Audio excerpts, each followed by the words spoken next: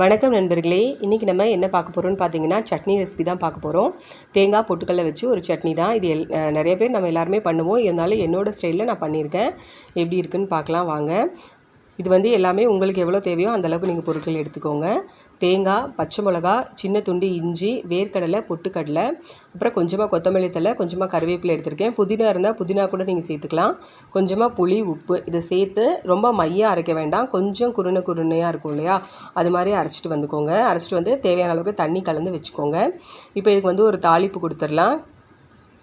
எண்ணெய் விட்டு எண்ணெய் காஞ்சதுக்கப்புறம் கடுகு, பருப்பு, ஜீரகம், கருவேப்பிலை, அப்புறம் ஒரு வரமிளகா கிள்ளி போட்டிருக்கேன். கொஞ்சமாக பெருங்காயத்தூள், அவ்வளோதான். இதை போட்டு நல்லா பொரிஞ்சதுக்கப்புறம் எடுத்து சட்னியில் கொட்டிடுங்க. அவ்வளோதான், நம்மளோட சூப்பரான தேங்காய் பொட்டுக்கடலை சட்னி ரெடி ஆகிடுச்சு.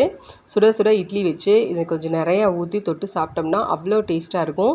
இது இட்லிக்கு மட்டும் இல்லை, தோசை, வெண்பொங்கல், அப்புறம் ரவா கிச்சடி அதெல்லாம் இருக்கு இல்லையா, சப்பாத்தி, இது எல்லாத்துக்குமே ரொம்ப ரொம்ப சூப்பராக இருக்கும். அதே மாதிரி இது கொஞ்சமாக தண்ணி கம்மியாக விட்டு அரைச்சிங்கன்னா ரசம் சாப்பாடு கூட துவையல் மாதிரி சூப்பராக